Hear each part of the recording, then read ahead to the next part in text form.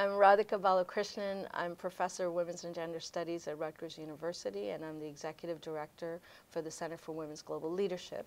And we're just going to launch our 16 Days campaign from November 25th to December 10th that brings attention to gender-based violence around the world. And we'll have participation from all around the world to try to energize attention and focus on the importance of the connection between militarism and gender-based violence. And this year's campaign is From Peace in the Home to Peace in the World. How are the issues of militarism and violence connected to the issues of poverty, austerity, global politics, and rights that you talk about? The connections between the issues of militarism and poverty is the really structural issues of the world, right? I mean, in some ways we look at economic policy, we also look at the military-industrial complex, and those are very connected. So we're trying to look at economic and social rights in terms of a human rights perspective, from a feminist perspective, and at the same time not lose the focus on violence against women, because that has been the sort of main thrust of the center's work for the last 20 years, but bring attention to the structures that cause those violence. What does it mean to apply a feminist economics lens to those structures? A feminist economics lens means that we look at issues from the perspective of the differential impact it has on men and women. Let me give you an example. When we look at austerity, right, not just in the United States, but everywhere in the world, in Europe in particular, well, when we look at austerity, a feminist perspective says that when you cut health care, who takes care of the sick?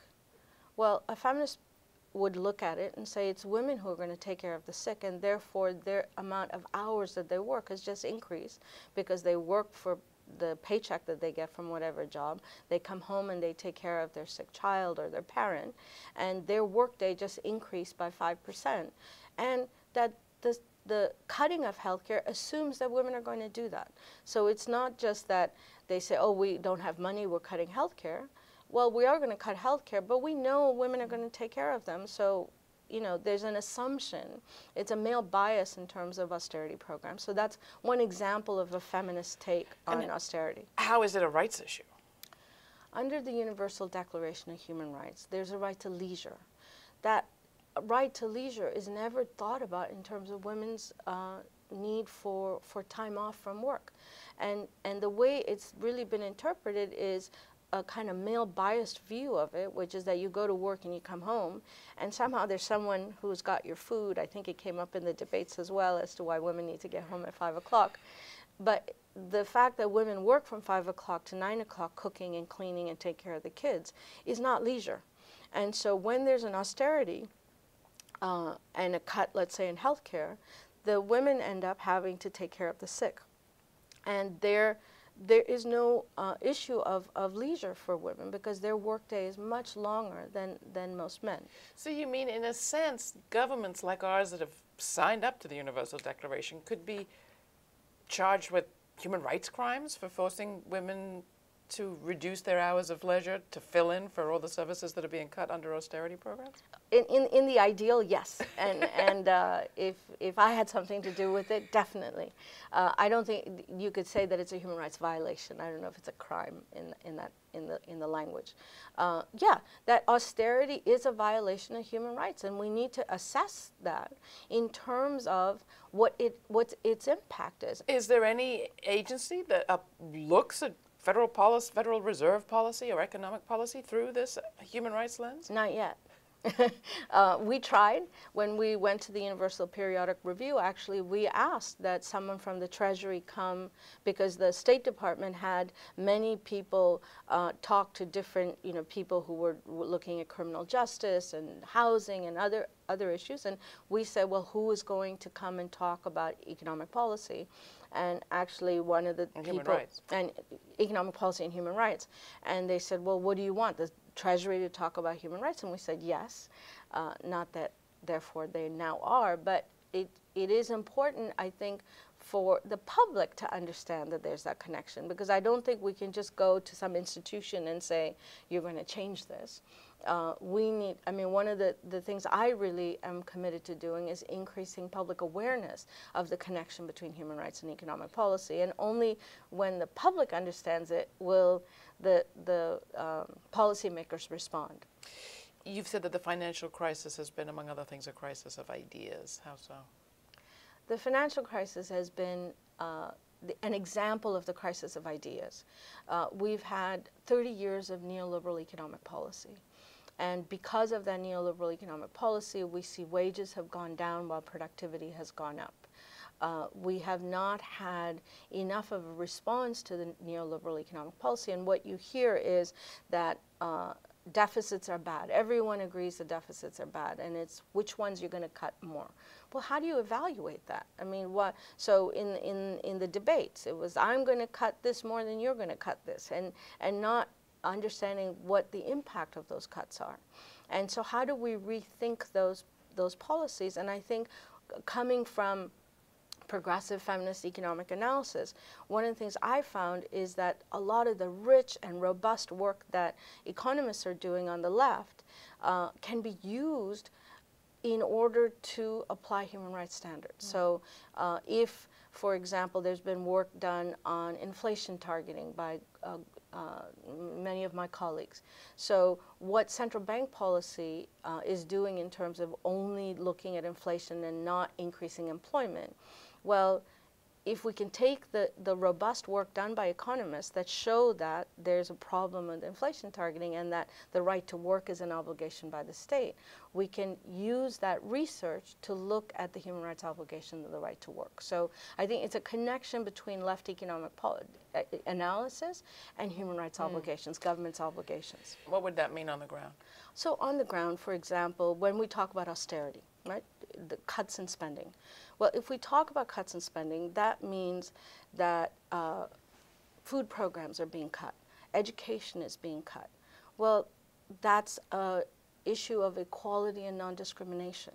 And so when you cut education, then you are not fulfilling your obligation to non-discrimination and equality. In the United States, we happen to be one of the few countries that have signed very few international human rights agreements. But we've signed some.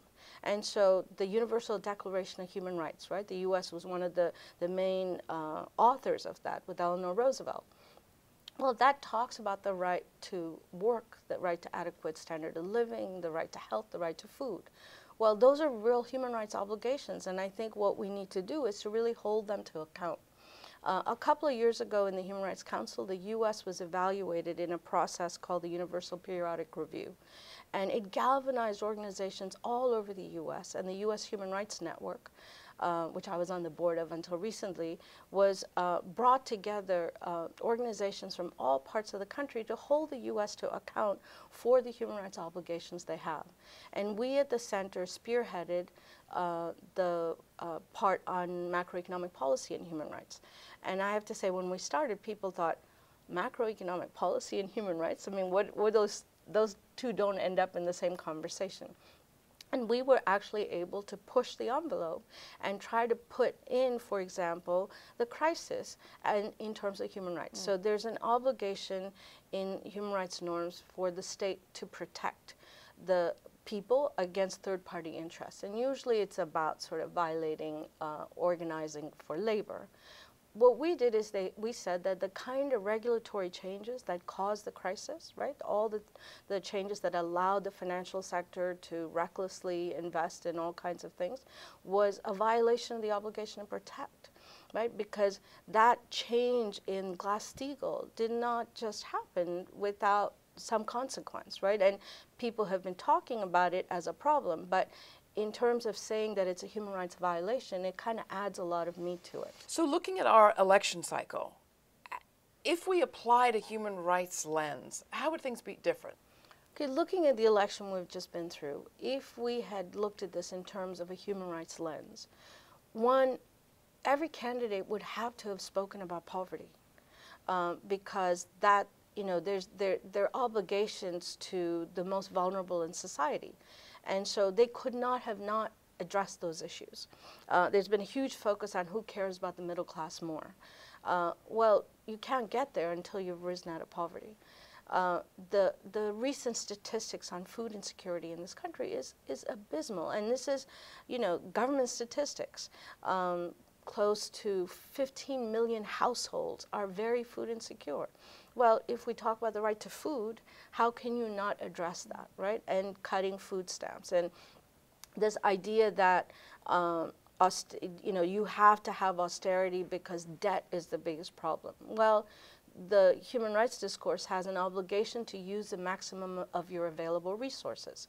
That means that you have to show how have you actually increased your resources. So the tax cuts to the rich is actually part of the obligation for maximum available resources. So all of these discussions that are taking place as though you're for the rich or you're for the poor can be addressed in a much different way if you say, well, for what reason are you doing this, right? So we live in an economy where, at least in the last many years, that hasn't been working out so well for at least the 99%. But what is the economy for? Why do we have it? Well, it has to be for something. So if it is for fulfilling human rights obligations, then you could say, well, how does your policy actually make sure people eat? Is the U.S. government tied to any of these human rights requirements, obligations? Do they have to obey any of these standards as you've described them? Well, I would say that the Obama administration has been much better than previous administrations in understanding the need to participate at the international level in terms of human rights. So the Universal Periodic Review process that I spoke about, governments gave them conditions and said you have to do this. For one was that many governments said that the U.S. has to ratify CEDAW. Now the U.S. government has to respond to that. The Convention on the Elimination of Discrimination Against Women. Yes, we actually lobbied a great deal to get the right to work and an adequate standard of living be recommended by another government to the U.S. government, and the U.S. government accepted it. So the U.S. government has accepted that it has an obligation to the right to work and an adequate standard of living. We now have to galvanize people to understand that that obligation has been made, and the U.S. says that it has that obligation. So now what does that mean? Well, that dictates Federal Reserve policy. It dictates, the kind of policies the government has in terms of budgets. It dictates the policies on deficit spending. I mean, they're complicated, but at least it's a place in which you can look at these policies from a normative perspective. That people are rights bearers is something that I think is not that prevalent in this country. Well, you mean people have certain rights? Because they're human, right? Human rights means that you have certain rights because you're human, and that there's an obligation on the part of the state, the duty bearers. They're the duty bearers, so they have to do something when you're a rights holder. And so I think, instead of sort of looking at welfare, for example, as a charity that is given to people because they say they're lazy.